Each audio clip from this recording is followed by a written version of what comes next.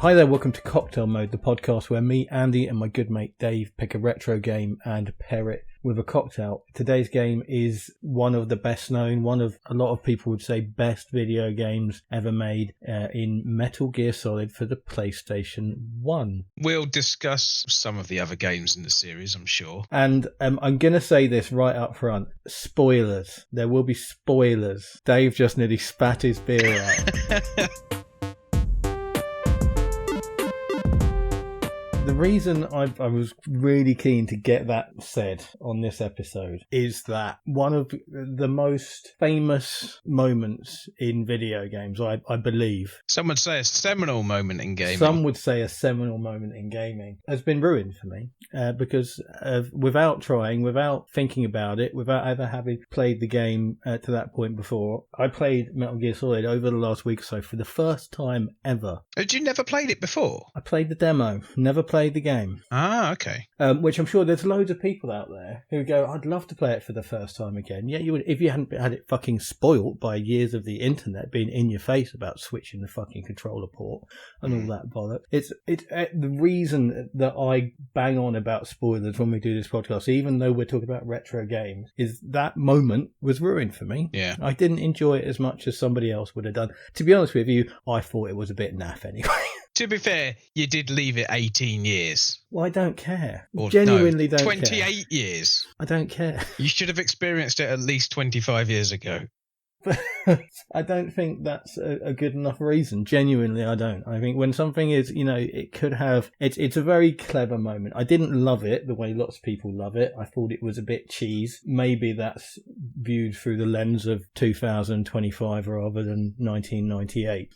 But it is very, very clever. My problem with it, and with some other bits of the game as well, is I don't like that it puts me in the position of a player of a game. That is very intentional, though. That is part of the design ethos. It completely destroys immersion and sense of disbelief and anything like that, and it pushes you back into a person in a room looking at a screen, not somebody in a game. And I think other parts of the game are quite good at doing that, pulling you in. Yeah. And then those moments are brutally, like they don't just push you away, they like throw you away from the screen. Yeah. There's a couple of bits, and the mailing tells you to save at one point. She sort of comes on and says you might want to save now, and there's a couple of bits like it, and I really don't like that. I like sort of clever nods and little breaks to the fourth wall here and there. I've talked for about No More Heroes, and in No More Heroes, right near the beginning, Travis Touchdown Harris walks down the steps of his motel room whistling the game's theme tune, and it's brilliant. But it's not. It's just like it's a little. That's quite funny. It's not this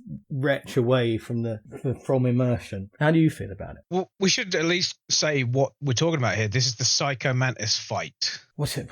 Probably the second or third boss battle in the game? Yeah, third, I think. Yeah, that's the fight. Psycho Mantis. If you've not played it, you've more than likely heard about it. I'm sorry. That it's been ruined for you as well if you haven't played it, because it more than likely has. I mean, it's like impossible to ignore. Sorry, yeah, that's what we're talking about. How do you feel about it, Dave? I can remember when I first played the game and I got to it, and it was very confusing, but very, very interesting.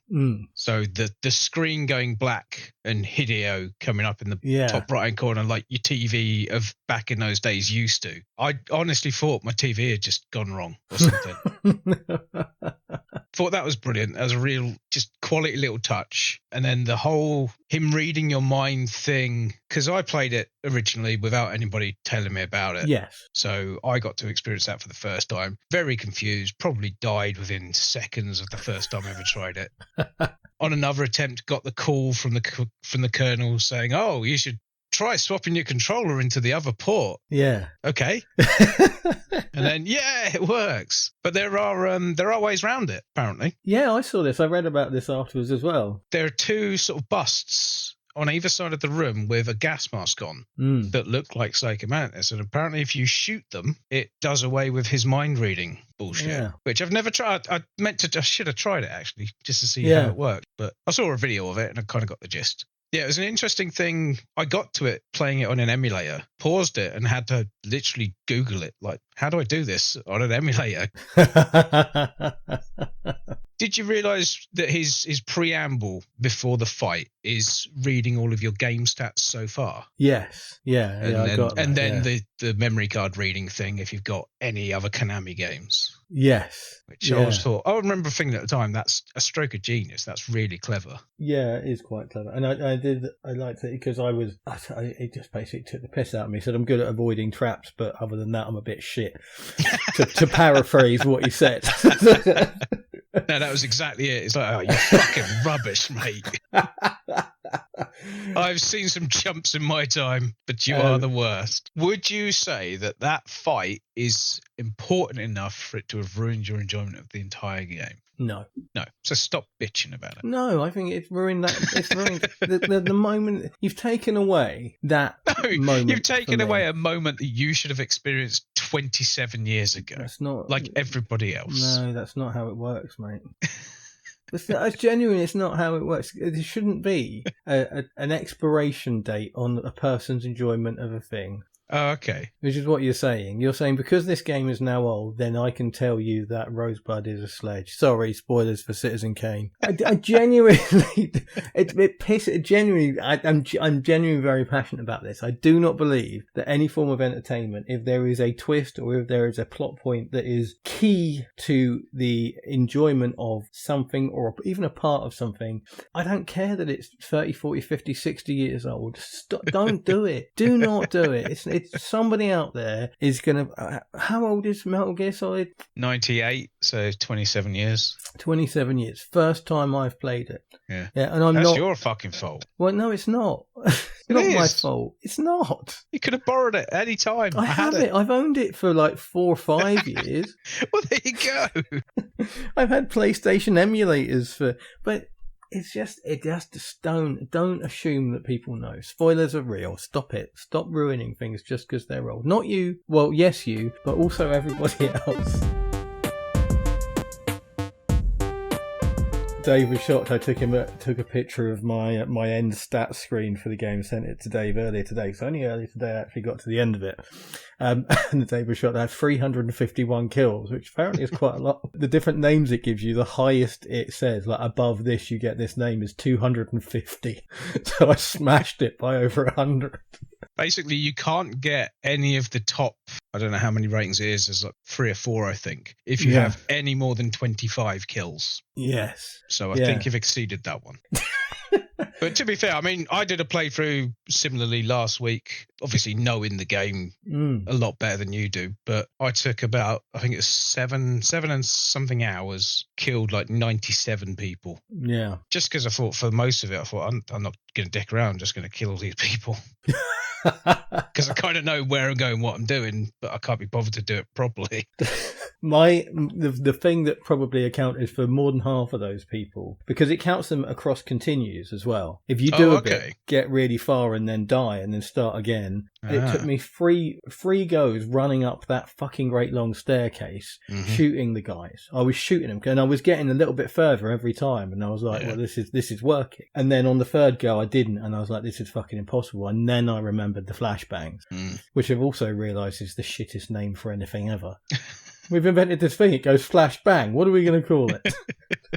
And there was like 3 lots of me murdering people running up those stairs added to that count. So that's like, I reckon, a good half of it. Because there's not really, I mean, when else is there the opportunity to kill lots of people? It's not really there in the game, is it? I think a lot of it is down to whether or not you get discovered. Because that will spawn a bunch of guys that you'll probably shoot before you manage to hide or anything. That's true, yeah. I'm remembering that from playing it 25 years ago rather than recently, because I just save state scummed my way through the whole thing. I didn't do it often, actually. I'd do it just before a boss battle because I thought I don't want to have to listen to the cutscene again. Yep. And the first time I did them all, I was like, oh shit, what do I do? One that really got me was the bit at the very, very end, the fist fight on top of Metal Gear. I accidentally save stated with about 30 seconds left of the time, and I had to punch Liquid about 7 or 8 times in that time. So I had to reload that over and over and over again just to get it. I was, as I say, by this point, I was like, I need to finish this today to play this. Because it's a sort of game, there are quite a lot of these that we've talked about, and you've only played a bit of, I only played a bit of. Yeah. I think a game like Metal Gear Solid, I can't come into this really, and not having played the whole thing and experienced it in totality. So I was literally, every time I attacked him and didn't get attacked myself, I was save stating. So I made sure that I got through it without, so that didn't take me very long at all. Yeah, fair enough. How did you find the god-awful mounted machine gun on the back of the Jeep bit that follows? I mean, it took me 2 goes. It wasn't as bad as all that, but goes on forever. It does. Did you realise it's better to do it in first-person mode? I didn't, no. Yeah, so it makes it a lot easier. I figured that out right at the very end. Yeah, I bet. I can see how that would work, because the shitty thing is there's no fucking reticule. There's nothing to tell you where you're aiming. But yeah, I did that on my second shot, so I'm suddenly quite proud of that. But yeah, it wasn't fun. Didn't enjoy it. And I guess that's the last thing you do in the game, isn't it, with any agency? So what ending did you get? What's their different endings? Well, you can either go off into the sunset with Otacon or Meryl. Oh, really? Yeah. So I can't remember exactly what it is. I think you know the bit where you get tortured? Yeah. You have the option to give up. If you give up, Meryl dies, and at the end, it's you and Otacon leaving. No, I've got Meryl who had managed to fall in love with me, with us spending about half an hour together in total, deeply in love with me for all of time. That whole torture bit, I give thanks to the guys I used to play international track and field with. Button bashing. So Kev, Monty, one of those guys, I can't remember which one, his technique was to put his thumb in his jumper and just rub the button backwards and forth really quickly. And there was a beautiful piece of design, Mr. Whoever designed the Steam Deck. The B button, that side button on the Steam Deck, just leans ever so slightly over the rounded corner of the console. Wait, do you always get tortured twice, or can you do it once? Yes, there's sessions. There's 2 sessions. So the first time I barely made it through, but the second time I really got my rubbing in, and I did it, and I worked that nearly all of the energy. So yes, thank you to the old international track and field crew for getting me the good ending and getting me through that nonsense.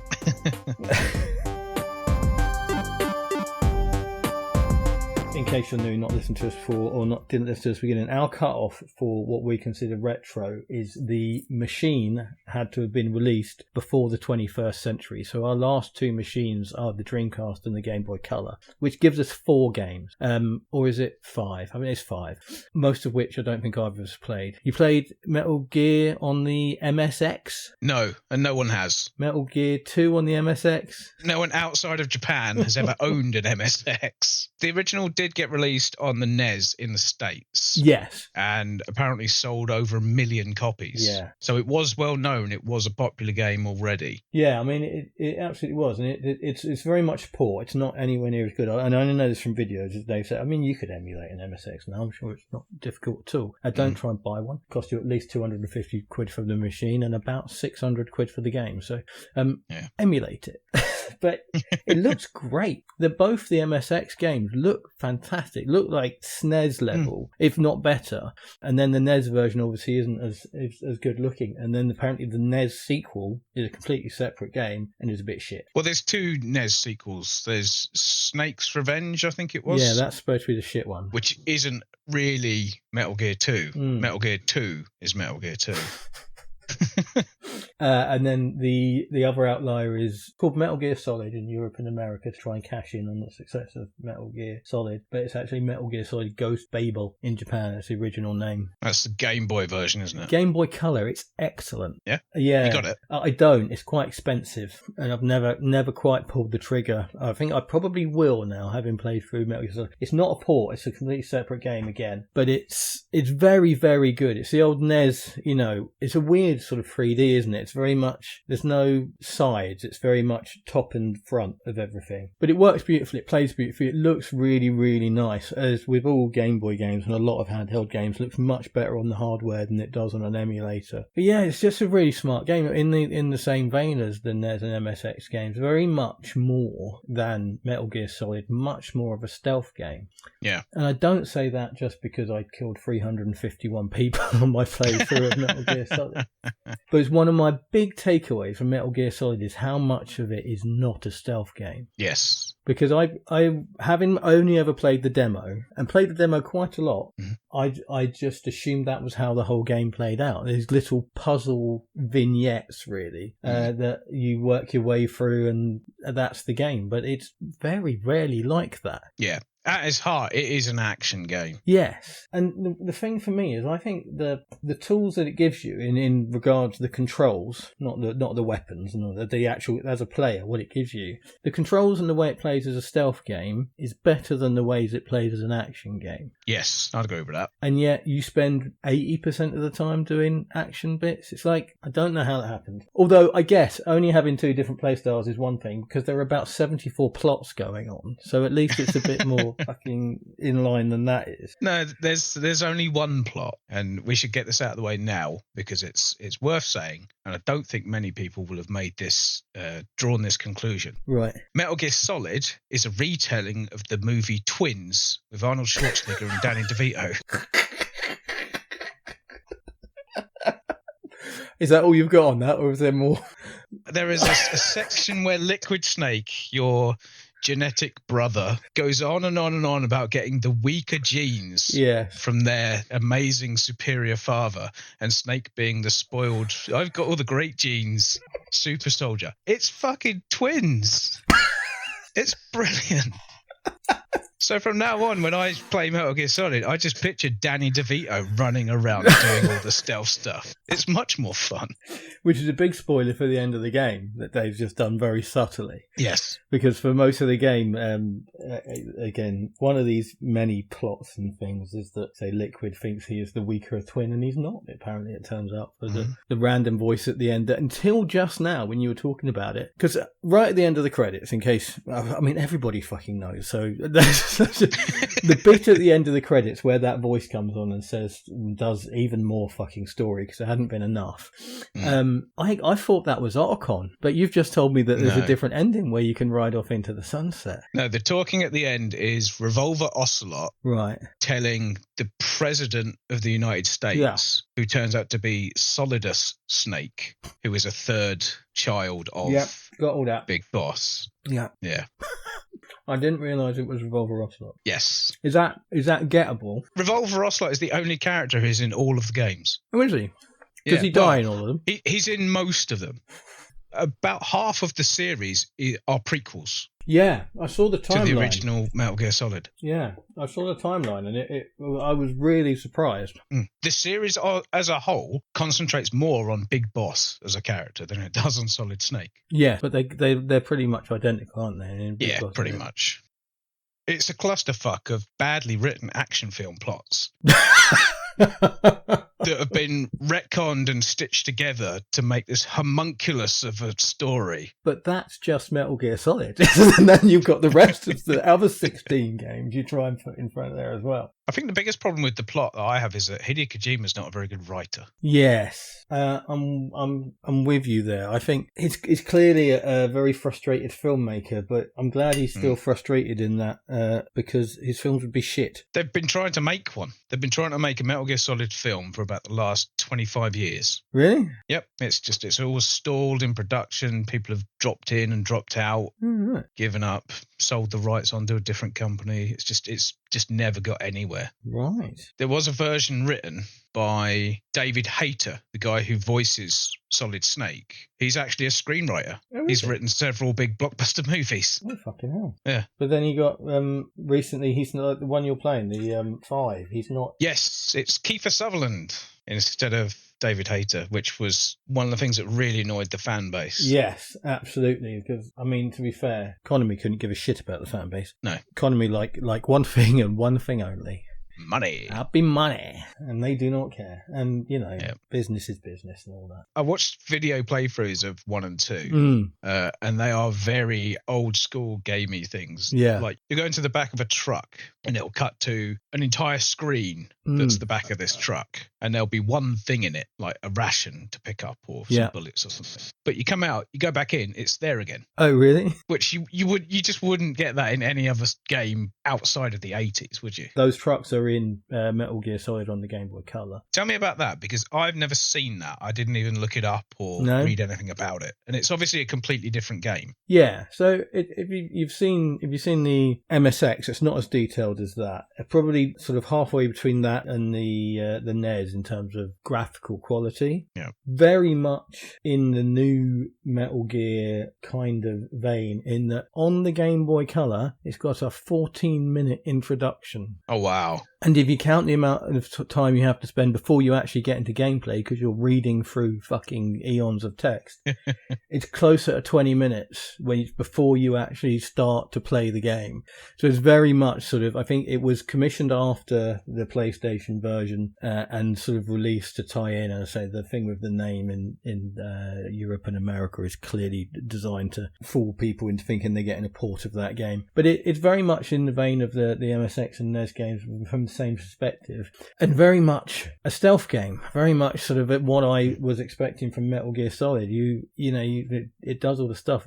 Considering the size of the character and the art, the sort of the interaction, you still knock on the walls and things, and you see probably about 4 pixels moving, but it looks really cool. It's got a really high level of polish, and there's fields of grass that if you drop down into, you can't be seen at all, and you can crawl through those, and there's bits where there's sort of muddy, shallow bits, and you can dip down under the water, and then you'll run out of air if you don't get through the other side quick enough. And one of my favourite things is when you press up against the wall in the Metal Gear Solid fashion, because that wasn't in the NES and MSX games, I don't believe. No. But because it can't flip to a different perspective like the PlayStation does, it moves the screen in whatever direction you're pushing towards. So you push up against the wall. Oh, okay. It sort of scrolls up a bit so you can see what's behind it. Moves the focus. Yeah, really well polished. Odd that the crouch button is the start button, because obviously Game Boy Color's only got 2 buttons. Got you. Two buttons, start and select. And select is obviously the codec, because what else would you use it for? And then start is crouch. And yeah, so that's took a bit of getting used to.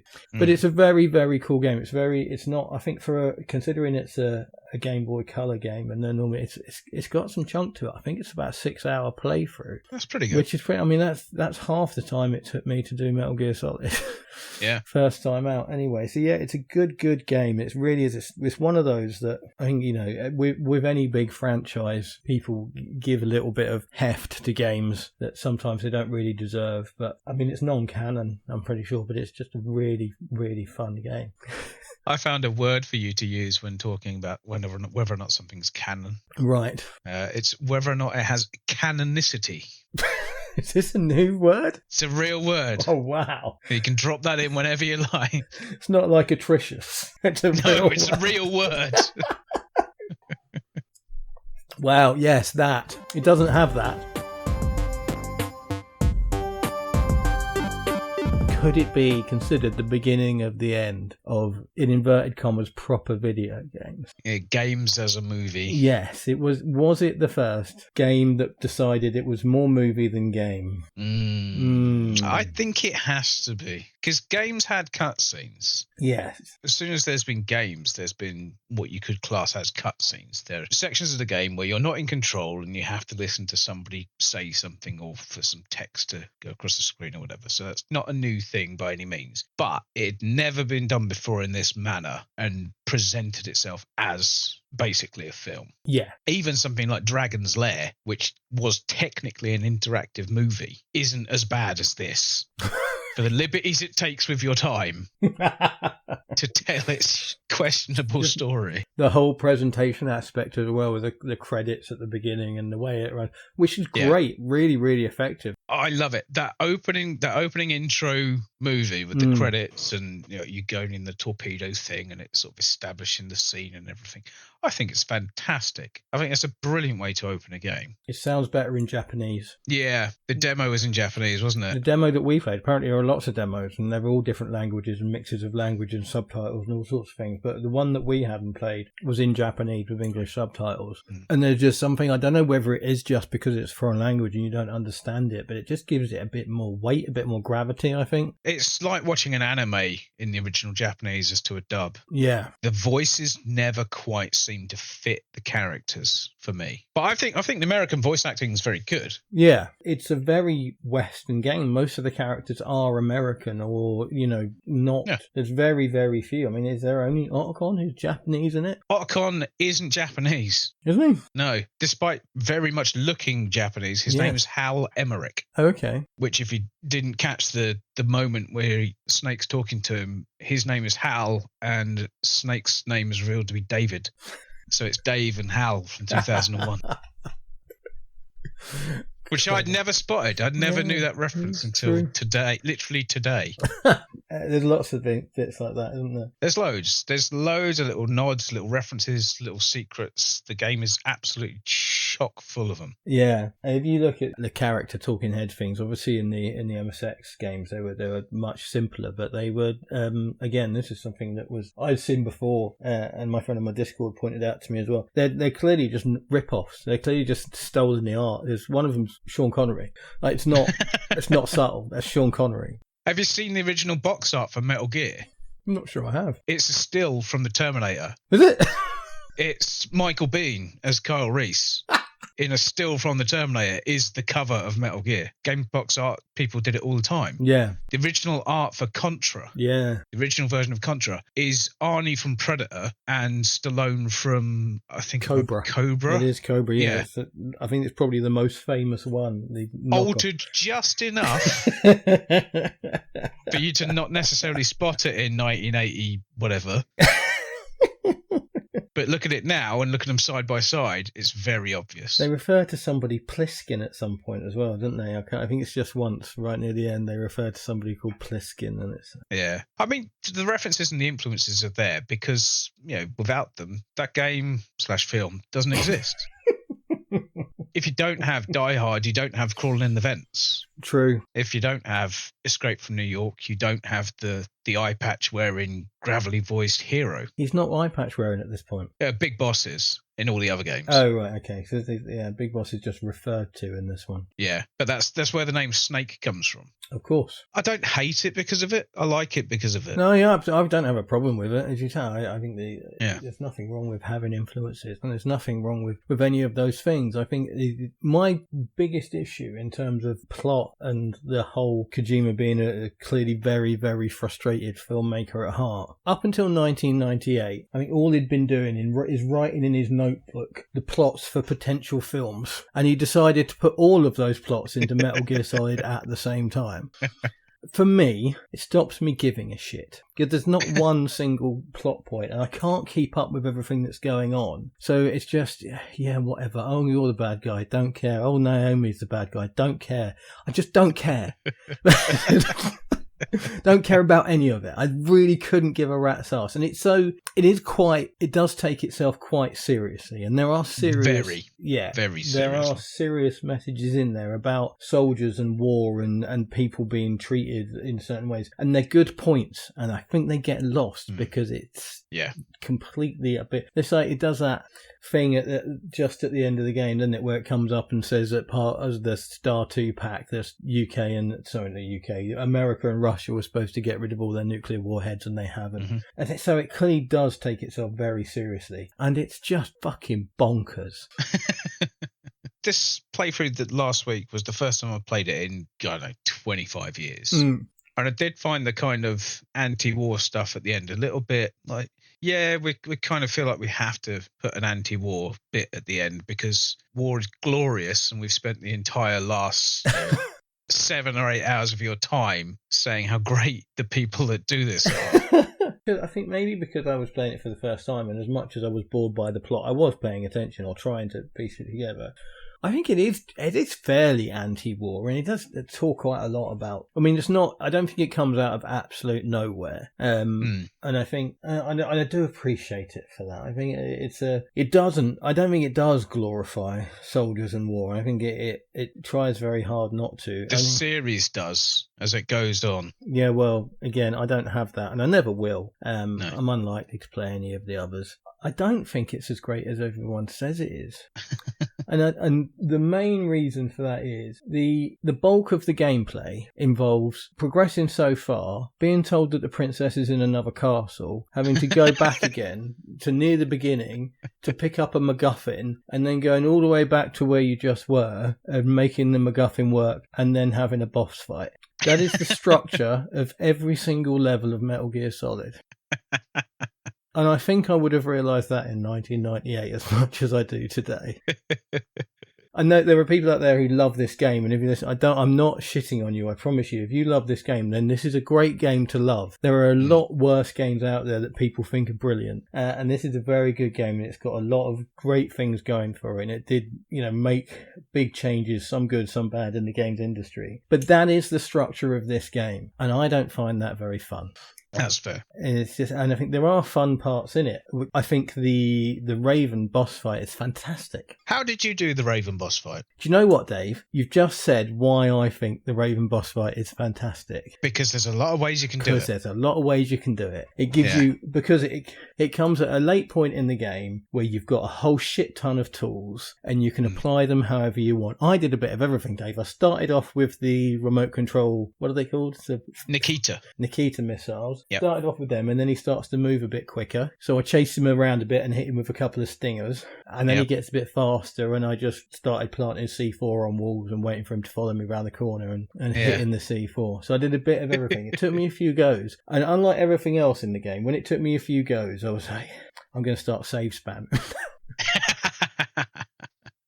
With that, I just wanted to learn it and I wanted to get better, and I think it is a highlight of the game in so many ways. As you said to me on text earlier, he's a really interesting character. He's a weird guy. Yeah, he's really good fun. I love him. It's a great boss fight. How did you do it?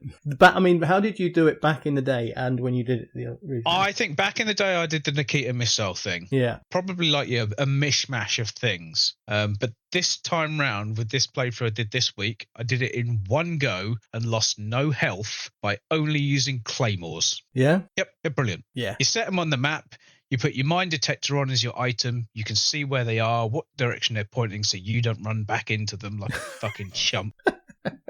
And you just kind of run around until he triggers them. Yeah. And it's really, really easy. I don't think I used a claymore in my entire play of the game. It's the only time I used one in the entire game.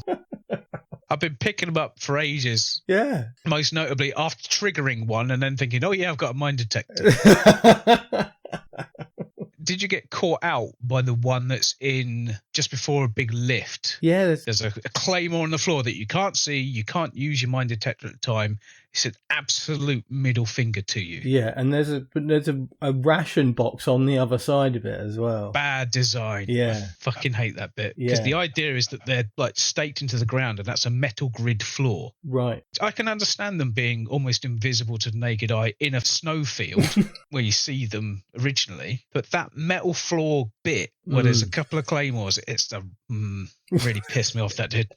Yes. The thing that pissed me off most about the first time I did it is I somehow managed to get to that ration box without triggering them. And it was only when I was on my way back. I was like, what? I was like, was it a rigged ration box or something? Was it like... Did you pick up, when you're on top of Metal Gear, you drop the passcode thing, don't you, into the slurry at the bottom? Yeah. If you run around to one of the sides, one of the things you can pick up in the water is a bomb. Is it? That just blows you up 30 seconds after you pick it up. Which they've already done. Yes, it is. After the torture sequence, when you pick up all your stuff, there's a time bomb in there, which actually shows a countdown. Yeah, I like that at all. It's like, sorry, I'm laughing before I've told the story. That's bad form. I was in a lift when I discovered that I had that bomb in my pocket. I think that's all I need to say. Yeah. How did that end for you? Let's say I did it twice and move on.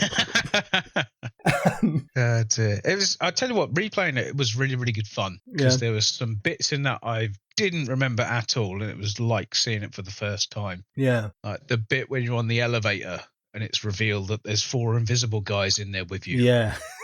Like, shit, what? This is a very small elevator for this fight. You keep triggering memories in me. The writing, the script, it's got a very consistent and very annoying pattern to it. It's like, say something, say absolutely anything. Right now, you pick a lyric to a song. Are you going to Scarborough Fair? Scarborough Fair? Where's that? Scarborough. That's that place in England. Okay, point taken. Stop doing it. It's sorry. very annoying. Isn't it? Yes, that is the writing style of Metal Gear Solid. I've been playing 5 recently, which is really good, really enjoyable. But that takes place in the mid-80s. Right. So it's set before Metal Gear and Metal Gear... Well, set before everything, I think. It might be the first one in the entire chronological order. But again, I started reading about it and just got bored and drifted off and thought, I don't care. The game's good. Yeah, no, don't need to know all the story to it. The first game, set apparently in 1964, is Snake Eater. That's Metal Gear Solid 3. 1970, Portable Ops. 1974 was Peace Walker. I think that's another portable game. Ground Zeroes. Ground Zeroes is the first section of 5. Yeah. So it's split into 2 games, but that's basically a demo level. That's the intro. Yes, that's how it was released, really, wasn't it? It was kind of released. Yeah, it's about a year. It was released about a year before the final game. Yeah. The Phantom Pain set in 1984. Yeah, that's what I'm playing. Which is really annoying because it's got songs in it that are from 1986. Really bugs me. 1995 Metal Gear is set, the original. Oh, okay. I didn't realise it was set in the future from when it was made. Yeah, 1999, Solid Snake, which is Metal Gear 2. The proper one is set in 1999. And then Metal Gear Solid is set in 2005. So that makes it the 8th game in the series. And then Sons of Liberty is a direct sequel. So Metal Gear Solid 2 is Metal Gear Solid 2. It follows on directly. And then 4... the one with the 81-minute cutscene at the 71 end. minutes. 71 minutes. World record owning. I can't even imagine how boring that cutscene is. Because I'll sit through 2 or 3 minutes in a Metal Gear Solid game and think, God, this is dragging on. And then finally, Metal Gear Rising Revengeance. Oh, that's awful. I had the misfortune to buy Revengeance on Steam. No, Dave. No, it's not, Dave. It's fantastic. Revengeance? Metal Gear Rising Revengeance. What are you talking about? I love it. Really? Yeah. It's Why? fantastic. Because it's brilliant. Okay. This is genuinely an interesting side note I didn't think we'd get to explore. I can't remember playing it for more than a few minutes thinking it was that bad. It's a fantastic action game. It's absolutely brilliant, yeah. It felt like Devil May Cry meets Metal Gear Solid to me, which I didn't want. Well, no, if that's not what you want, then unfortunately that's what you're getting. Yeah, so I was kind of right with my obviously prejudging of it, but accurate prejudging. Well, yeah, 100%. Yeah, it's a complete full-on, out-and-out action game, more melee than anything else. But it's fucking brilliant.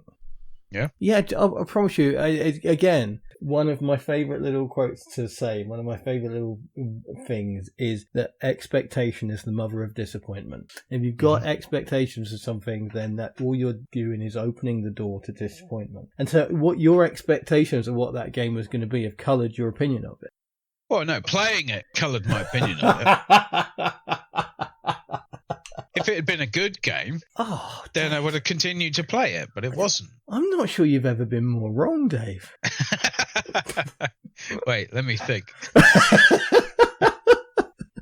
Wow, that little bombshell. No, Revengeance is fantastic. I can understand how fans of the Metal Gear series wouldn't like it. it doesn't fit. It just doesn't fit with the rest of them. I wouldn't be surprised. It comes from Platinum Games, and I wouldn't be surprised if they had like a game engine and an idea going that somebody come along and said, let's stick a Metal Gear license on it and change this guy into Raiden. I'm just looking at it. I've got 72 minutes of playtime. So I have given it a go. Yeah, that's not bad, I suppose. That could be an hour and 10 minutes of figuring out how to uninstall it. I mean, what I can promise you it's not is an hour and 10 minutes of cutscene, because it doesn't do that. Yeah, actually no. I've played it for as long as that cutscene in Metal Gear Solid 4. I don't know what my playtime on it is. I played it on the Xbox 360 and finished it. Really? Absolutely loved it. Yeah, brilliant. I genuinely adored it. Maybe I'll go back and have another look. Yeah. Maybe not. It doesn't seem likely. Definitely not. And it just occurred to me that was the first Metal Gear game that I played at any length as well. Yeah. Because I played a bit of the Game Boy Color game, and I played the demo of Metal Gear Solid, and then I played Revengeance and played it all the way through. I absolutely loved it. That is a surprise. Yeah. It's always been the joke entry of the series as far as anybody I've ever spoken to before about it. Yeah. No one likes it. I've never met anybody say they like it. It's been a long time since I've said this, actually. I hate Metacritic and everything that Metacritic stands for. I knew that was coming. The idea that you can basically... What's the word? Aggregate is the word. Aggregate. Absolute fucking nonsense. But I'm just curious as to where Revengeance... Horrible name. Horrible name. It's pretty good, actually. 83. There you go. Right. That's not bad. Yeah. Have you ever seen or heard the Dara O'Brien routine about him playing Metal Gear Solid? No, I haven't. I know he's a big game fan, isn't he? Big old school gamer. He's a big gamer, and it's the routine. It's from a show he did years and years ago. I think it's from like 2008, 2009, I think now. He does this big, long routine about playing Metal Gear Solid, and he says about the Colonel describes Snake as being like their most elite operative, and he goes in as a one-man killing machine, and then he goes, it fucking isn't. He spent 30 minutes running up and down trying to figure out if he could jump over something. Look at the video. He's rubbish. Just this idea that the game is like intelligent enough to describe what you've actually done while playing it. I love it. Check it out. It is well worth a watch. I will dig that out. It's only a few minutes long, but it's really funny. I will, now that I know that he's not going to spoil the game for me. I said before that it's basically a bunch of boss fights linked together by some backtracking. In terms of... Yes and no. Mostly yes. But anyway, it's not the point I'm trying to make. I've already made that one. We've mentioned Raven. The other boss fights... Well, we've mentioned Raven and Psycho Mantis, haven't we? There's 2 boss fights. Mm-hmm. Do you have a favourite? Or is it Raven? And is there any others? I really enjoy the proper fight with Sniper Wolf. Really? The female sniper. I love that, because the first time you ever get to that, you equip the sniper rifle, which you had to run back to get the first time before in the weird corridor thing. Backtracking. Yeah, sorry. Carry on. Yeah, but you've got this wide open snowfield. Yeah. That literally every time I've ever played that level, I get down on the ground at exactly the point where I start and I never move. It's always been the same. But you have to have, and they are missable, you have to have the thermal goggles for it to work properly. So you equip them and you can see her running around in the far distance. She runs between cover and then tries to shoot you and you get your shot first. I love that fight. That fight's brilliant. I remember the first time I ever got to it, that being the standout thing from the whole game. And it still was when I played it this time round. What I had forgotten that I had to re-experience this time round is the god-awful cutscene that follows it. As Otacon's dreadful, but I loved you, bollock. God, yeah, fuck. It's terrible. Yeah. Honestly, out of all of the bad dialogue in the game, that is some of the worst. Everything involving, I'm going to say relationship, in that game is awful. Yes. Do you know why? Because it was written by Hideo Kojima. It was written by a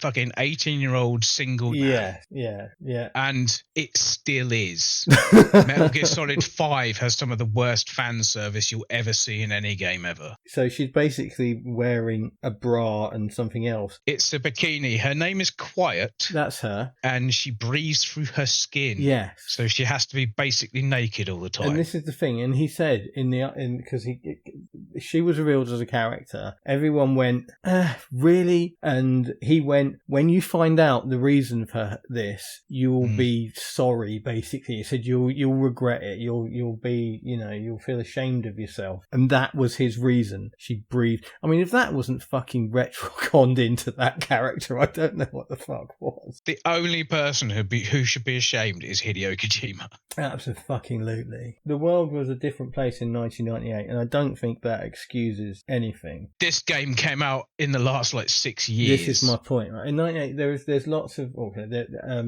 there's plenty of ick about Metal Gear Solid, but unfortunately there was plenty of ick in the 90s that was just passed away and nobody questioned. Yeah. What in 2008 that wasn't the case, and Hideo Kojima was doing this. Not good. It's not a good look. 2015. Phantom Pain came out. Fucking hell. Yeah, that's yeah. Let's say the level of ick is palpable far too often. In the original, there are some quite funny moments, like when Meryl is disguised as a guard. Yeah. And Snake says well, you can tell which one's her because she wiggles her ass when she walks. And the guys obviously don't. That's kind of funny. It is kind of funny the first time he mentions it. It's then mentioned 2 other times, including a slow motion shot of her running down a corridor focused on her ass. Stops being funny. Did you know there are also secrets where you can see her in her underwear? I did. I learnt about this probably an hour ago. No, we've been recording for an hour and a half. But very recently, I learnt that apparently how you trigger it is you have to know which of the guards she is. And then if you go and get seen by her, she runs to the bathroom. And so you can follow her through the door as she runs to the bathroom. And you get there and all of her clothes are laid out rather than just a few bits. And she stands pointing the gun at you in her pants. Which, given the definition of the models in the game, is not a lot to look at. You have got to be trying very hard to get turned on by that. I mean, they're made up of about 4 polygons.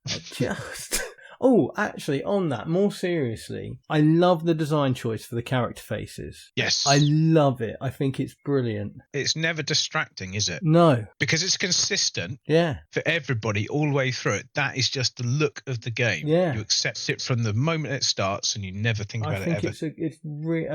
That is an understanding the limitations of the hardware and working within them, which is how all the best looking things are made ever. It's great. There was the remake Twin Snakes, wasn't there, where they updated the graphics, sort of PS2 GameCube era. That's just a remake of Metal Gear Solid with newer graphics. Doesn't look anywhere near as good because it doesn't have that. It's a really great, as I say, it's just a choice. There was a choice made. This is how the characters are going to look, and they look brilliant. Yeah. Love it. I often think of the characters in Metal Gear Solid in the same way that I think of the characters in Vagrant Story. Very defined look, but a very consistent look amongst all of them. Yeah. And it you just get sucked into that. Yeah. You just accept it. As soon as it starts, just, that's what everyone looks like. Fine, off we go. Absolutely. No, I couldn't agree more. So yes, sorry, just going back to the second Sniper Wolf battle. Yes. I did it with Nikita missiles. Really? The whole thing. I never thought of that. No, that's how I did it. Wow.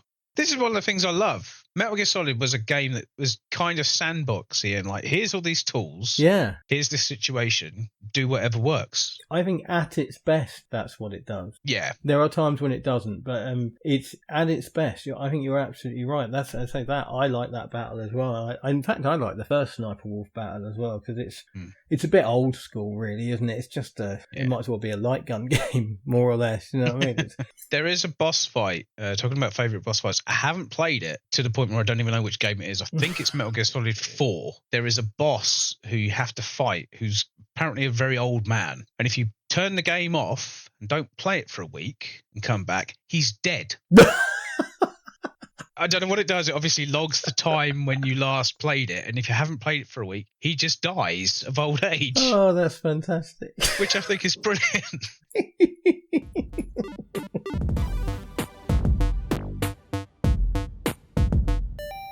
So what were your opinions on, to use your preferred terminology, the tonal inconsistencies of Metal Gear Solid? I mean, because it's quite serious, it's quite po-faced, and then you wear a cardboard box for a bit. Yeah. I mean, I think the problem is, because this is one of the things that long-term fans of the series love. They love that interjection of silly humour. Yeah. In amongst the deadly serious thing that's going on. Yeah. I mean, yeah.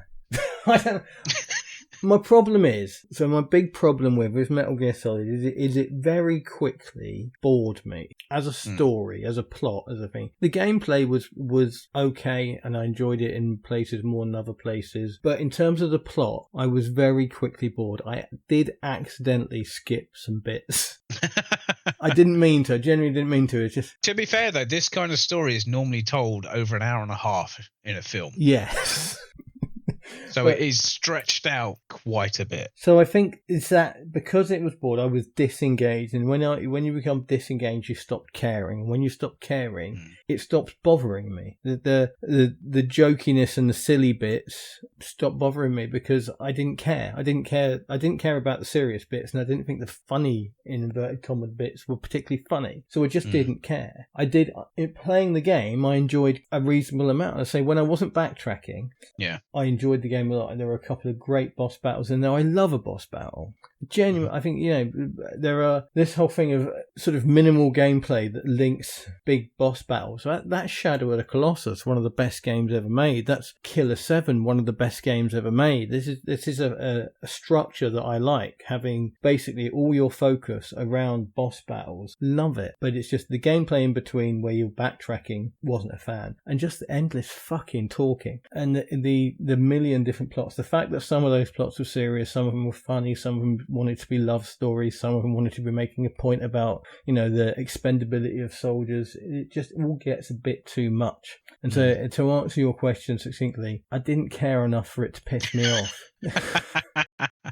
Indifferent to the point of not giving me a shit. Absolutely indifferent. I'm a huge believer that just because something is bad doesn't mean it isn't interesting. No, that's true. Eurovision. Well, exactly, yeah, right? It's universally bad. Yeah. But fun to watch. Unfortunately, I became indifferent to the plot of Metal Gear Solid. If it was a bad plot, I would have had more to say about it. If the inconsistency, the tonal inconsistency would bother me, I'd have more to say about it. Yeah. But I don't. You'd already checked out by that point. Yeah, absolutely. And I checked out really early as well. Really? Well, yeah, just because it's so fucking much. So much talking, so many cutscenes. It's not even so much the cutscenes in this one, is it? It's the... No, they're quite good in this one. Yeah, actually. And it's not, and as much I do love the art style and the presentation of those codec conversations. Some of them really fucking go on, and they go on about stuff that is just like, why is this relevant? Why do I care about all of this? And I've forgotten nearly all of it, and it hasn't affected my enjoyment of the game. I really need to reiterate, I did enjoy the game. Yeah, it is not one of the best games ever made, but I did enjoy it. What's your assessment of it? I really enjoyed it. I enjoyed it probably because I've got the nostalgia attached to it that you didn't have. Yeah. Like I said, I think I said it in our texts, I'm remembering rather than learning when I play it. So I'm playing it through and I think, oh yeah, this is the bit where this happens. So I kind of already know what's coming next. Yeah. There are a few bits that caught me out, like the poison gas corridor bit. Oh, yeah. Before you meet Otacon, I was like, I don't remember this. What the fuck do I do? Dying of gas. It took me about, I don't know, much longer than it should have to realise I could just leave. Yeah. Get a breath of fresh air and come back. But no, I really enjoyed that. I'd forgotten that you had to have, when you get given door card keys, you have to have it as your active item. Yeah. Otherwise it doesn't work. I spent a good 30 seconds running at a door. Thinking, why is it not opening? I've got the key card. One of the things I did remember, and I was really proud that I remembered it, is when you're presented with one of the first like laser grid bits. If you equip your cigarettes, you can see the lasers. Yeah. I love that. Yeah, what's interesting with that is I don't know where I learned that. I've just got up a list of the boss battles. I want to get back to this because it's And it genuinely is, and I don't say this in a bad way. I say this in a good way. It's almost a boss rush game. There is so little gameplay between some of the boss fights. I think Revolver Ocelot, it comes in fairly close to the beginning of the game. Mm-hmm. Then there's a bit of a gap, and then there's the battle with the tank. I love the battle with the tank because it doesn't tell you what to do. No, you're right. I mean, yes. Because I got to it this time, I was like, "The fuck do I do?" But I don't have the missiles. I don't have the mines. No. What do I do? And I ran around the arena, and I saw like a few boxes of grenades. Yeah. I just thought, I'll throw some grenades at it, and got in just the right place, and it threw it up onto the top. Yeah. As soon as it did that, I thought, that's not normal. That's the thing for this boss fight. But I think that's the difference, isn't it, with you, with your sort of fuzzy memory or whatever. Whereas I'm like, what have I got? A gun. The gun doesn't hit him. Grenades. Yeah. Okay, so I've got to use the grenades. It's a much simpler, equation. You've got less of a list to work through. Exactly. Yeah. But I don't even remember the cyborg ninja fight. It says here. Mm-hmm.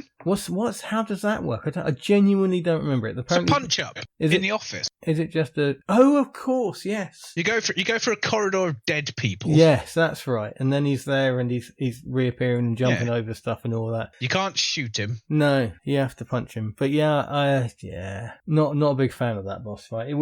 I'm not a fan of the boss fight. I am a fan of the character and his arc throughout the game. Right? Yeah, no, I think that's fair. Yeah. The sort of is he, isn't he, good guy, bad guy? He doesn't even know himself. Yeah. Kind of thing. And at the end, spoilers, he sacrifices himself for you to be able to kill the end boss. Yeah. No, I thought that was great. I really like him. Did you try and shoot? So when in that section you just mentioned, so he's pinned up against a wall, and you can you have a first person only mode with the stinger, and it allows you to lock on to either him or Liquid Snake in the cockpit of the thing. Yeah, it does. It won't let you fire, will it? It won't let you fire. No. Yeah. He says, no, I pressed the fire. Yeah, exactly. Yeah. No, I was like, why the fuck not?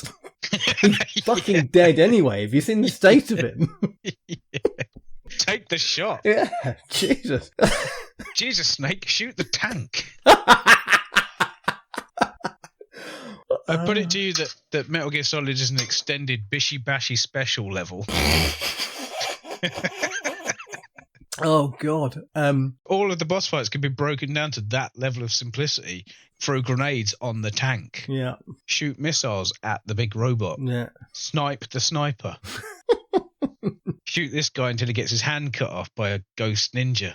I tell you what, reading them through now, it's odd that I've forgotten a few of these. I say I'd forgotten. They are good boss fights. The boss fight against the helicopter is a good boss fight. I was just about to say the helicopter's a good one. I despise the abseiling sequence. Oh God, yeah, that's rough. That was terrible. Yeah, really poor. I'd forgotten how bad that was. Yeah, no, it just didn't achieve what it was trying to, did it? No. But yes, this list of Revolver Ocelot is a bit of a ropey boss fight, to be honest with you. Again, this is that whole thing I said near the beginning, where it's an action game with stealth game mechanics, and you've got to try and make them work. I don't think it's ever more prevalent than in that first boss fight, because you're running around trying to shoot a guy when you've got a stealth game perspective with stealth game weapons, and it's just a bit very, very clunky. I think the Psycho Mantis fight, once you take out the fourth wall stuff with the Psycho Mantis fight, if you take that out of it, and the whole how at the time very, very clever, very original, and all that sort of stuff. It's not much of a fight, is it? Really, just shoot him. The thing is, though, it is an interesting fight because if you're not aware, you can accidentally kill Meryl. Oh, can you?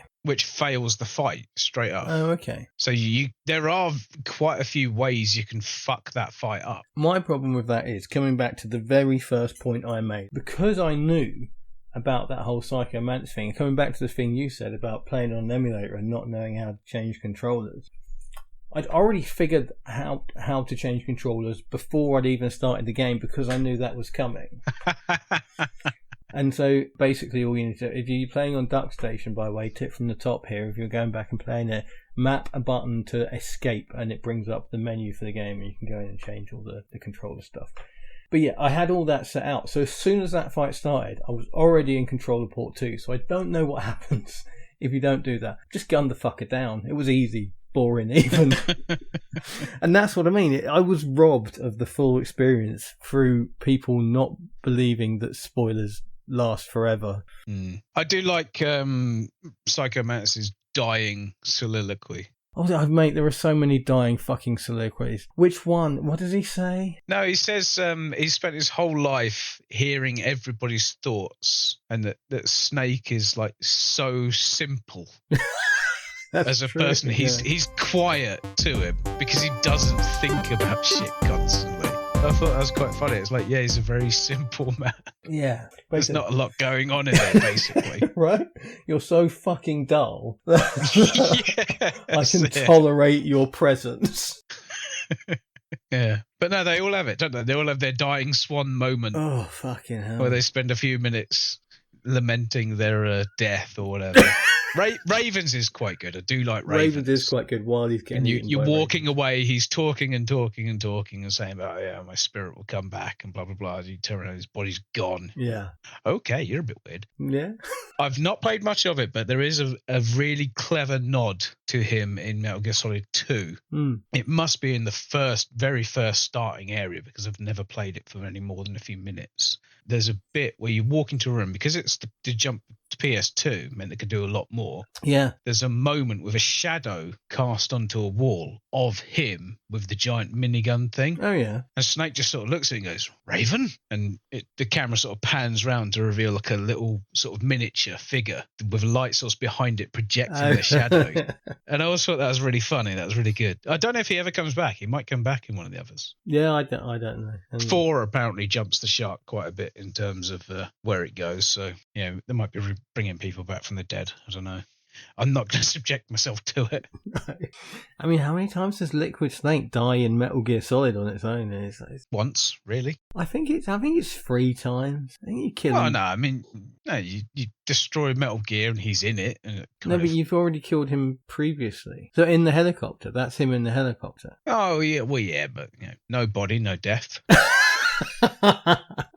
You don't see him dead. Well, yeah, that's the rule, isn't it? That is always the rule. If you don't see the body, he's not dead. Fucking, they leaned hard into that, didn't they? Jesus. But he dies about 4 times at the end as well, because you boot him off the machine. Like, even you won't survive this, he says to Snake, and then you boot him off it, and he's back about 5 minutes later with like an extra scar on his cheek or something. But he's the stronger twin. He's Arnold Schwarzenegger. I know.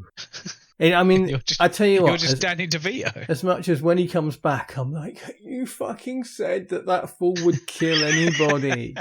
When it does the whole reveal of he's actually the stronger twin, I'm like, well, at least that makes a little bit more sense. At least that of all the fucking nonsense in this game, at least the fact that he survived that fall makes a little bit of sense.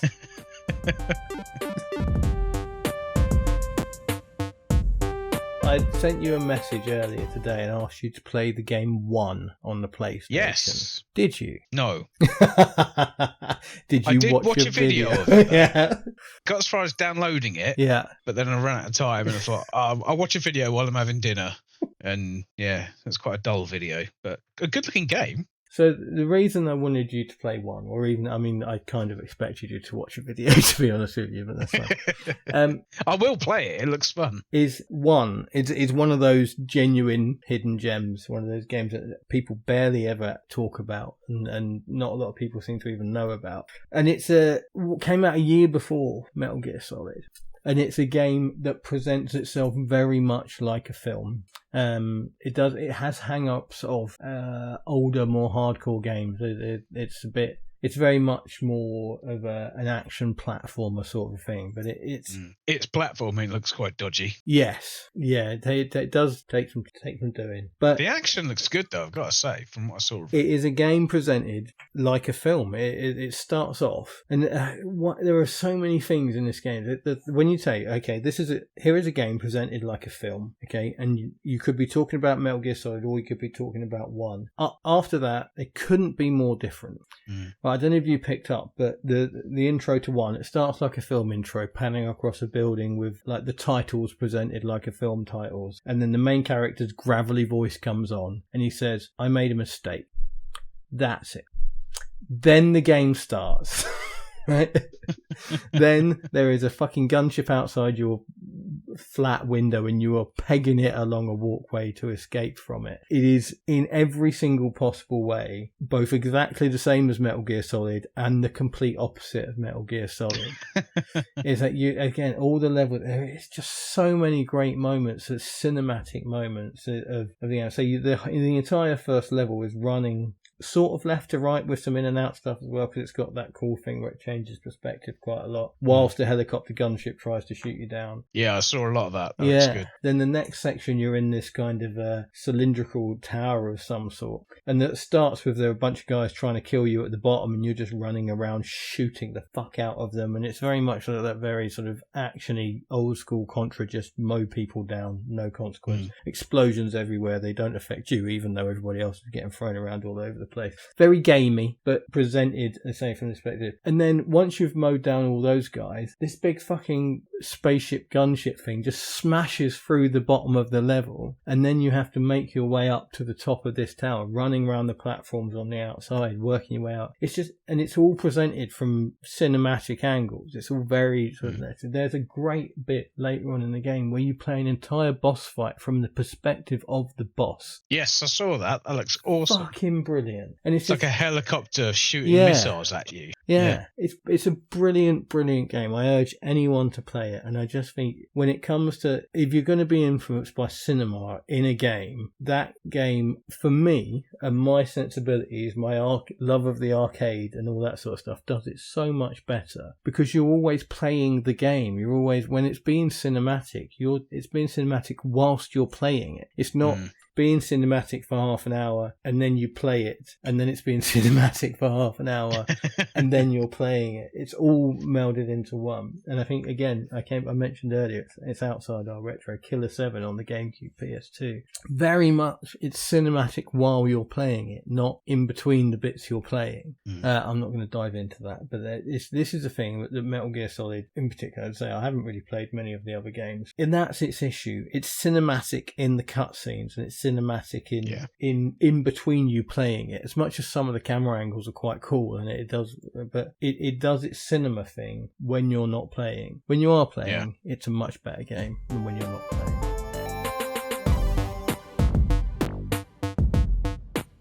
Is there a possibility that Hideo Kojima is to Japanese games what Quentin Tarantino is to cinema? Because to call back something you said earlier, Quentin Tarantino was brilliant until everybody started telling him he was brilliant. Till everyone liked him. And then he disappeared up his own arse, never to be seen again. And I wonder if Hideo Kojima could be categorized in the same way. I had this exact thought about a day ago. Yeah? Yeah, I genuinely did. I can't remember what was going on. I was playing Metal Gear Solid 5 and I just thought to myself, that's a very Tarantino sort of thing. Yeah. Can't think what triggered it. But yeah, no, definitely. And until his big success. Yes. He was capable of more. Yeah. No, I'll agree with you on that. Despite the fact I don't really share your hatred of Quentin Tarantino. Yes, and I think his last couple of films have been brilliant. Find Mark Kermo's review on YouTube of Death Proof. He absolutely nails Quentin Tarantino. But he basically goes that this is what happened. Jackie Brown came out, died in its arse, and at that moment, Quentin Tarantino sold out. Quentin Tarantino said, I need to make films that people want me to make, not the interesting ideas and the things I was doing with Reservoir Dogs, with Jackie Brown, with Pulp Fiction. And he just went, Pulp Fiction was his biggest success too. He went back to that and doubled down on all those ideas after that. And I've not played enough Hideo Kojima games to know this for sure, but that's the vibe I get. That's the feel I get. Like, he made Metal Gear Solid. Metal Gear Solid was basically Hideo Kojima's Reservoir Dogs. He made this game that he was all of a sudden, everybody knew who he was. And he sort of overthought it. And Metal Gear Solid 2, after that, all I've heard about him is just the bonkers shit in his games. The absolute endless man. 70-minute cutscenes and characters that don't wear anything because apparently they breathe through their fucking skin. But yeah, sorry, that was a bit of a rant. Little bit. Yeah, well, becoming a theme, isn't it? At least it's on topic. I was going to say, the thing is, you're not entirely wrong. Yeah. I mean, Kojima has gone so far up his own arse. Yeah. Death Stranding, his last game, doesn't know what it wants to be. On one hand, it's this awesome environmental walking simulator where you literally you're a FedEx driver. You deliver stuff to people. That's it. Right. That is the entire game. Okay. And it's good at what it does. The scenery is amazing, the way you work for it. But the bullshit story that surrounds it is ridiculous. It's just utter bollocks. Read a synopsis of it, and I guarantee within the first minute you'll stop reading. You just go, what the fuck is this shit? I'm not bothering. Not interested. Not only am I not going to read this 1 minute synopsis, I'm never going to play that game. It's a lovely game to watch, but its story is utter shit. His next film is Death Stranding 2. His next game is Death Stranding 2. I won't be playing it. But I think the early signs are there in Metal Gear Solid of what he wants to do. He wants to make a film. Yeah. He wants to make a weird film game hybrid that from 1 second to another, you don't know if you're playing it or watching it or sending it back to Blockbusters early because it's shit. Blockbusters for the youths out there. Are you thinking of moving on to drinks? And the only thing we may not have mentioned, we've talked about presentation a lot and not the music very much, and it is fantastic music. It's very good music. And I don't often notice stuff like that in games, to be perfectly honest with you. I quite often play through a game and someone goes to me afterwards, oh yeah, the music was great, and I'll go, yeah, if you say so. Yeah, the what? But I think in particular, the death music is great. It sits in your brain forever, especially when you died as often as me. Snake! Oh, God. Oh, early in the game, oh, God, I was about ready to... Oh, I gave Dave a text update on my progress with the game and said I was getting really fucking sick of hearing people scream my name. And his advice was to die less. And I mean, to be fair... Yep. You're not wrong. It's not wrong. No. Did you ever get caught out by the trapdoors in the floor? No. Not once. I jumped down one to see what happened. Okay. Because I ran over them the first time and they just triggered. I was like, oh, yeah. Pretty sure you die if you fall down them. Let's have a look. I mean, again, it's not... I mean, the fact that they're put in a position where you're running, aren't they? They're sort of down corridors. Yeah. You have no reason to stop at those points. No. If it wanted to be a bit more... They are visible if you're wearing the thermal imaging cameras. Oh, really? Yeah. There's lots of things in the game like that. Like, if you've got a particular item, then an obstacle that is normally there isn't an obstacle. Okay. It does a lot of critical things like that. I never use the thermal imaging cameras. I never use this. There's like goggles to zoom in on stuff as well, isn't there?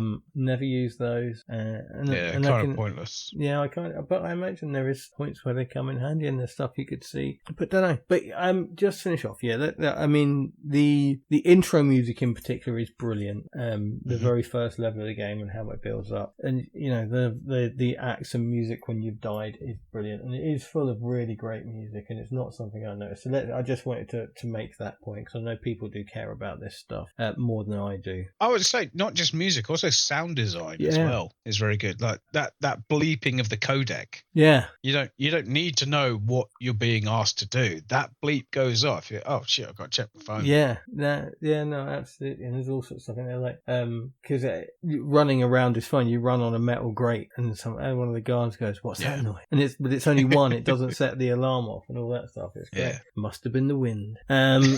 Different game. Sorry. Talking of, that was something that my friend on the Discord mentioned, that at the same time, apparently, more or less, sort of in terms of how game design works, you think how long this stuff takes. Metal Gear Solid and Thief and Tenchu came out at pretty much exactly the same time. Yep. Isn't that weird? The phrase you're looking for is parallel evolution. Okay. They were all independent of each other. None of them were aware of each other in any way whatsoever. Yeah. Because I remember having Tenchu before Metal Gear Solid came out, because when Metal Gear Solid came out, it was reviewed phenomenally across the board. Everybody, 10 out of 10, 98%, 95%. Brilliant. The world's first ever stealth game. I was sitting there thinking, no, it fucking isn't. Because I've been playing this other one for a good few months. And as you said earlier, it's not a stealth game. It's not a stealth game. It's an action movie. an 11-hour action movie. If you're shit at it. Wait. I thought that was quite decent for a first play. For a first playthrough, that's not bad. Yeah. I mean, I must admit, I think the last two bosses, Metal Gear Rex, which we've not talked about at all. No. And because it's not very interesting. I'll tell you what is good about it. It's a mech. That's it. Right. And it's not even that complicated how you beat it. You kind of understand getting the blind spot as quickly as possible. It's not complicated. But what is good about it that I really, really enjoyed, that I think is one of those impactful things that only comes with a first playthrough, is that you are climbing all over and around this thing for a long time because of all the fucking backtracking in the game. But let's not go down that rabbit hole again. You spend a long time climbing up it and over it and all that, and then all of a sudden it's a fucking live and you have to kill it. That's great. And the fact that you've been walking around this thing as a stationary, solid object, and all of a sudden it is, and you know the scale is right. It's just massive. And I think for a game of that period, that's got to be one of the biggest bosses ever seen in a game. It was absolutely fucking enormous. I'd say that as a boss battle, it's not particularly interesting, but I think that staging, that's quality. That's really good building up to a moment. And that's what I mean about Kojima. He's clearly got it in him to make good stuff. There are enough good moments in Metal Gear Solid to show that he clearly has got some good ideas and some good intentions, but he just gets a bit carried away. But yeah, the music's good. Andy saying music good. Yeah, I think that's probably all bases covered, isn't it? Do you know about the ghost photos? No, I do not know about the ghost photos. Okay, there's an optional item in the game which is very easy to miss. It's a camera, digital camera. So yeah, you pick up a camera, you can take pictures. Whoop you fucking do. Why would you bother? Yeah. Except at various points in the game, there are very specific things you aim at and take a picture. And there's like a twisted ghost image of a Japanese man. And it's the developers, all of them. Oh, really? There's about 35 different places where you take pictures and you get a picture of a guy. Yeah. And most of the time, because it's 1998, you don't have the internet, you can't look it up, you don't know who the fucking hell any of them are. So you're just taking pictures of random places in the hopes that we get a picture of a Japanese man. For some reason. Yeah, years later, now we've got the internet, you can look at it and exactly the location and exactly who it is and what they did, and it's all cross-referenced. But one of them is during the Metal Gear fight. Really? Yeah, you have to put away your Stinger missile launcher, get your camera out and take a fucking picture at a very specific part of it. Who can be bothered to do that? I mean, you don't get anything for it. This is pre-achievements. This is any sort of reward for doing it. It's just something to do. I spent that entire battle flicking between chaff and the Stinger anyway, so I guess doing an extra click for a camera probably wouldn't have been that much of a big deal. I don't know whether it's by design, but I only had 5 chaff grenades left when I got to that boss battle. When I got to that boss battle, I had no health items. I was fucked. I was properly screwed. If I was playing it properly on the PlayStation, I'd have had to go back like several saves. But because I save stated it, I couldn't go back anymore. So I had to do the last boss battle without any health items. God. It was good fun, though. Yeah, I bet. Fucking hell. This is the last thing we're going to say about Metal Gear Solid. You and I both given an answer, yes or no. Mm-hmm. Did Metal Gear Solid ruin gaming? No. Yeah. Well, I'm glad we got that. Okay. Here's my reasoning, and it's quite broad, and I know it's impossible to pin anything on one game, and I want you to give your reasoning afterwards. But my reasoning is it wasn't the existence of Metal Gear Solid that ruined gaming, it was the popularity of Metal Gear Solid. And so when publishers go back and because this is what publishers do, this is the job of a publisher. Here was something that was popular, therefore I'm going to fund something like it so that I can make a shit ton of money. Mm-hmm. And so when Metal Gear Solid was incredibly popular, they went, why was that incredibly really popular. And then they went, oh, look, it's got 52 hours of cutscenes. It's got endless talking. Nobody played it. They looked at a fucking highlight reel, and Hideo Kojima's highlight reel would have been all the bits that he liked about the game, which was the endless fucking talking and the cinematic bits that weren't the gameplay. And so all of those things came together, and so publishers started to go, make this game that is more cinematic, has less player agency and more plot, and we end up with games being where we are now, which is barely having to play them at all. Are you sure? Am I sure what? Are you sure that we have games now that aren't worth playing? No, I think mainstream games that are about money are... Sorry, what? Say it again? I think... Mainstream yes, games. mainstream games. Mainstream games. Right, okay. So why did punk happen? Because everything was mainstream and horrible. Yeah, and from it was born an independent, spirited thing that you could have as an alternative to the mainstream bullshit, which we have in the indie gaming scene, which we have in thousands of other games. You have to have the big icons of any media, be it cinema, be it music, for then other people to look at and go, no, I don't like that, so I'm going to make this thing that's different to that and better than it. And in some cases, it is. It's a great point. You have to have something huge. You do. To create like an iconoclastic rebellion to it. God, you've gone and said iconoclastic, and I've got all hard.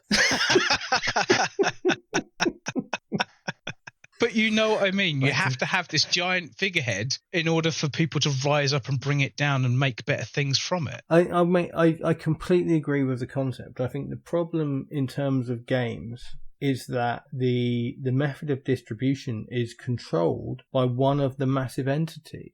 Valve control the distribution of games, and what Valve do is make sure... Not all games. Do you know what percentage of PC games come from Steam? A lot. Yeah, it's more than 80%. So the one of the big monster companies controls the distribution of games, and they make sure that the games that you see when you turn on your PC and your Steam are the games that they want you to see. And when another company comes along and tries to disrupt that, for some reason, Steam have built up such a massive following that people go, ugh, Epic Games, why would I want to download a brilliant game for free from them? It's really bizarre. It's a strange situation. I do get what you're saying, though. Independent games are where it's at, but they are getting harder and harder to find. And because companies like Tencent keep buying them and laying off the staff, companies like Ubisoft keep buying them and then destroying them. They could be bankrupt by the time this comes out. Let's hope so. But it was no more Assassin's Creed. Was it Netflix? Netflix brought a company, an independent company, and laid off most of the staff quite recently. It's just the power is too great. It's gone too far the other way, and I think it is harder and harder and harder to find high quality independent games. But it doesn't mean they don't exist, which makes your point as well. There are fabulous games out there that, you know, people making them, one person making brilliant games out there, and small little companies doing great stuff, and find them and play them. Well, not only that, but we've also got the benefit of everything that's ever come out that can be played potentially endlessly. Yeah, the issue with that is it doesn't support the industry, does it? No. Well, I mean, if that industry is gone effectively, true. You know, you can't give money to a company that doesn't exist anymore. One word, two letters, itch.io. Get all your games from Itch if you can. The amount of money. If you look at a game and it's on Steam, go and see if it's on Itch before you buy it, dear listener. Because I think when you buy it off Steam, a tiny percentage goes to the developer. When you buy it off Itch, the majority of that money goes to the developer. So, and the experience you get is exactly the same. You can sideload games into Steam to your heart content, and it works like anything else. So yeah. Yes, Metal Gear Solid, brilliant game, killed games. Don't agree. I mean, it's a little bit hyperbolic. A little bit. It's a lot hyperbolic. It's even more hyperbolic than Lynx is better than the PSP, but at least it's on topic. For a change.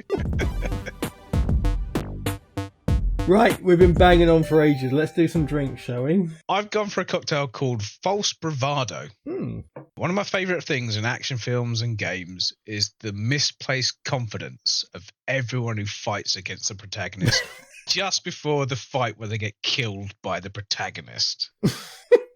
Metal Gear Solid does a really, really good job, I think, with its pre-fight boss chest beating. Like I said, the soliloquies that follow, they'll get 5 minutes or so to spew their emotions on the floor in front of Solid Snake, who literally doesn't give a fuck about any of them. There's no remorse. He's just, whatever, you're in the way.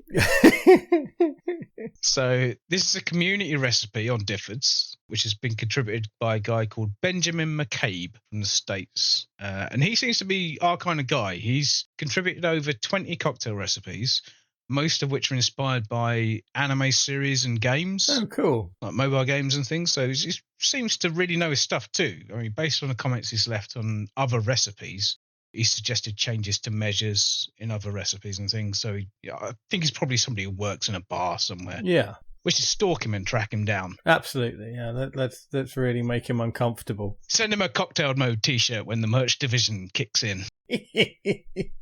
As I alluded to earlier, edit permitting, the plot of Metal Gear Solid is basically the plot of the Arnold Schwarzenegger / Danny DeVito film Twins. Oh, mate, you've got nothing to worry about. That is definitely getting in the edit. When I was looking up drinks to do for this, I came across Danny DeVito's Limoncello, which doesn't exist anymore. You can't buy it. Oh, man. But for a brief period, Danny DeVito, he went on one of these talk shows in the States, apparently very, very hungover, possibly still drunk from the night before, where he'd gone out with George Clooney. And his quote from the episode was, "I knew those last 7 or 8 limoncellos were the ones that would get me." And apparently this incident led to him buying like a brand of limoncello and importing it into the States to sell. Oh, cool. It didn't last very long, I don't think. I don't think the business side of it was as good as the initial idea. Yeah. But I was gutted to find that you can't buy it anymore, because I thought, that would be brilliant if I could tie in the Danny DeVito Twins plot thing with a limoncello, and it didn't quite work out. But the false bravado does have limoncello in it, which is how I found it. Oh, that's cool. So it's a thing on Difford's where you can put in an ingredient. I think we've said about this before, but you can put in any spirit that you've got, and it will make, here are some suggested cocktails you can use. Yeah. And this is what came up. And I thought, false bravado, no, that kind of works really well. I can crowbar that in there. So. The original idea was to make a Danny DeVito pun, and it ended up being a sort of a referential thing anyway. It happens so much. I was talking about it last time out. It does happen. You look for it. Yeah, it's kismet. Yeah, it's karma. Absolutely. But yeah, ironically served in a Nick and Nora glass again. I think it's just a popular glass. It does actually sound like a quite nice drink. It sounds like the kind of thing I'd give a go to. And if mezcal wasn't so fucking expensive, I'd already have some. So it's 30ml, which I think is a shot. Is that a shot? A little bit more than a shot in UK terms, but yeah. Yeah, so basically it's a shot of mezcal, shot of pineapple juice, shot of limoncello, and then a few drops of bergamot extract. Ooh. Which I had to look up. It's the particular brand of orange that is used in Earl Grey tea. Ah, interesting. Which I now know. There you go. Yeah, didn't before. Yeah. So, yeah, shake all the ingredients with ice, double strain into a chilled glass, and the notes are it's part of a series of cocktails based on the Madoka Magica anime franchise. I think Benjamin sounds like our kind of guy. Cool. That does sound nice. Yeah, I'm going to put that together. I just need to get some mezcal that doesn't cost 50 quid a bottle. You can add a push. You can use tequila. Yeah, but it's not the same. It isn't the same, no. But we've had this discussion every time tequila's come up. Yeah, no, it is. Mezcal and Blanco and Reposado, they are very different things. They are well worth finding the right one. I've forgotten the name of that cocktail. What was it called again? It's called the False Bravado. False Bravado. I like it. It's a good name. Yeah. It is a great name, isn't it? Yeah, really good. So what did you go for? So, I as I alluded to a bit earlier on, there was a lot of ideas I wanted to try and find a cocktail for and completely failed. I mean, there's a lot of stuff. It's an iconic game and there's stuff around that, and there's the stealth angle and there's all that, and I started looking for a cocktail about being fucking overly verbose, and these things don't exist. And then I thought this whole thing we started on this, and I think it might be nice to end on it and come around to the whole fourth wall breaking thing. And I found a couple of cocktails called Fourth Wall. Oh, okay. There's a fourth wall and there's a fourth wall breaker. Both of them, coincidentally, but also understandably, came out in relation to Deadpool. So they're not. Yeah, of course, yeah. Yeah, so the big thing about Deadpool is breaking the fourth wall with the gags and that. And again, that's another example of, I think, it being done well. It's a much easier thing to do in comedy than it is in serious stuff, because you just, an aside to the camera is as funny as anything else. But the first one, the YouTube channel, which appears to be dead, called The Geeky Drinkers, which was a couple. I don't know if they're an actual couple. It's a girl and a guy. Don't know if they're together or they're just mates or whatever. And in one of their episodes, she makes a Deadpool cocktail, and it's basically a Long Island iced tea with some vodka-infused gummy bears in the bottom of it. So I didn't make that because I couldn't be bothered to infuse gummy bears with vodka.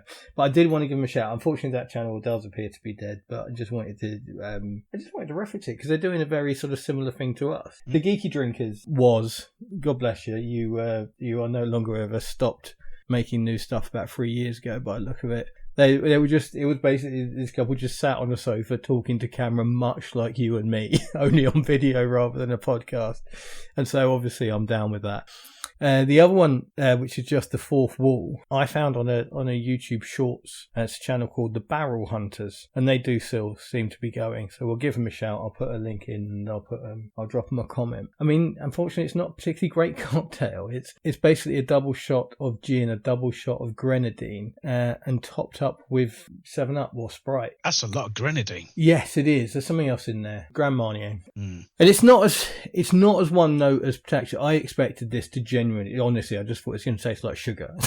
But it's not as one note as that. It's just, it is a bit, that's a lot of grenadine, and that's basically the predominant taste in there. So, as you would expect. And it's bright red, and it's very much, doesn't feel like a Metal Gear Solid cocktail. And so, as you could probably gather from all this, didn't really find anything that really jumped Metal Gear as a game and that sort of thing. And then I thought, one of my favourite bits of this game, and this, I think, Dave, is I'm going to have to hand over to you, mate. Okay. What the fuck's coming? One of my favourite bits of Metal Gear Solid is when right at the end, and it's gone all cheesy and stupid, and it's just got a bit ridiculous. There's old Meryl, because I got the Meryl ending, and she's talking to Metal Gear, and the music's gone all soft and lovey-dovey, and she says something and says, what's next? Snake or something like that, and he goes, David, my name's David. And I just pissed myself. And so, Dave, my choice of cocktail for Metal Gear Solid is the Dave. And because I can't remember what goes... It's on Difford's. Oh, have you put it on Difford's? I put it on Difford's. It's on there. You can search it. Just search for Dave. You'll find it. I am doing that as we speak. But why did I do that, Dave? Tell the story, tell the brief version of the story, because you've told it twice before. But and then tell us what's in a Dave. So the Dave was created on holiday in 2016. I went to Mexico. I may have mentioned it if I've met you before. I wanted to create my own White Russian. So I went for a green Mexican. So I took out the vodka, put in tequila, took out the Kahlua, and put in Midori. So it's basically a shot. It's like a 1-1-1 ratio. However much you want of tequila, then Midori, then milk. And when I created it, fucking hell. When I first had it made, there was a swim up pool bar in Cancun in Mexico, and I just said to the barman, he looked at me, he's like, okay, and started to put it together. So it's like their version of Midori, which was just the same, to be fair. A couple of shots of that, couple of shots of tequila, filled it up with milk. I said to him, put in crushed ice rather than cubes, because then you can really sort of mix around it. It's a really nice hot weather drink. I think crushed ice is better because it makes you drink something a bit quicker. Yeah, I think everybody loves a slush puppy, right? It's fucking delicious. Really, really. I mean, the flavour of Midori is just gorgeous. Whatever you put it in, that's the best flavour there, or it's the biggest flavour there usually. I found it one night in Firebug in Leicester. They had I think it was a Turtles movie or game had come out and had a shot called the Shredder, which was Midori and I think a raspberry liqueur. Chambord is normally the raspberry Yeah, liqueur. maybe something like that. But it was fucking delicious. And the first time I'd ever had Midori, I thought, oh, I've got to have like my own cocktail that's got Midori in it. So I kind of invented this horrific mess that is the Dave. Its other name is the Green Mexican, and its other name is the Todori, just mixing tequila and Midori. But yeah, it's effectively a White Russian, but without Russian or white in it. Well, it's got white in it. So it's, well, not for long. As soon as it meets the Midori, it's pea green. It's great. But it looks great, and it's fantastic. Standing there at a pool bar, knocking them back, and just like random people go, the fuck's that? What are you drinking? It's like, oh, it's my own thing. Do you want to try it? And I'm like, well, what's in it? It's like, Midori, tequila, and milk. And that was when I had the infamous, milk reaction. It's like, fuck, you should be going tequila and Midori. What's wrong with you? The milk shouldn't be the thing that offends you here. But it is lovely. It's fucking delicious. It knocks you on your ass as well. Okay, well there you go. That's the Dave. But yeah, it is on Difford's. You should be able to find it. Yeah, you have to click some buttons to get the community cocktails on there. So you might have to select some stuff. So your cocktail for Metal Gear Solid is my cocktail. Yep. Love it. I think it was just again my exhaustion with the shitty story and all that sort of stuff. And it's all the whole fucking cheesiness of it, and has pretty much been my plan ever since the cocktail. I mean to be that whole horrifically crowbar-y thing, I probably never would have played that demo of Metal Gear Solid back in the day if it weren't for you. You probably brought it round to my house. You've probably been telling me to play the full game for fucking years, and I've been ignoring you. But 27. Got there though. I did it right. Yeah, it took 27 years, but we got there. Final Fantasy 7 next. 27 years and 12 hours. Yeah, so yeah, fuck it. It's the Dave. There you go. That's your cocktail for today. Have you tried the Dave? No, I haven't. I don't have Midori. Get some Midori. Get some tequila. Yeah, I've got tequila. I do have a go. bottle of tequila at the minute. I don't have Midori. So I need to figure out what we're doing next. I was thinking maybe Star Fox. Star Fox was on the list, wasn't it? Yeah, I've moved it all the way down. It's still here, but it was in the potentials, and then it got bumped out. So maybe we'll do Star Fox. Okay. Let me just go. Oh, worms. I've had worms in mind for a long time. Do you want to rephrase that? No, it's fine.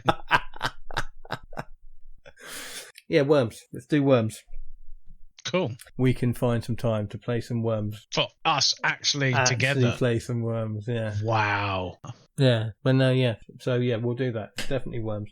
All right. And so that will, I think, be a nice one. I just feel like we've had a bit of a run of PlayStation games, so we'll just step away from that a little bit. I was thinking that as well, and I was thinking we've had a lot of console games. Yeah. We've started off quite strong in the arcades and then quite quickly came away from it. Yeah, so let's go PC. I know Worms was out on consoles, but it's a PC game at heart, and I don't think anyone who says any different. I think you'll find technically it's an Amiga game. Ooh, which is a PC, right? I'm pretty sure you made this point to me a few episodes back. I mean, the Amstrad is a PC. Yes. By any definition of the term. Yeah, I agree. It's got a keyboard. It's perfect. You can do your taxes on it. It's a CPC. It's a colour personal computer. Ooh, colour. Yeah, which they sold with a green screen. Genius. So yeah, next time we're going to be doing Worms. A few different Worms games, I should imagine, here on Cocktail Mode, where gaming, like alcohol, is in our blood.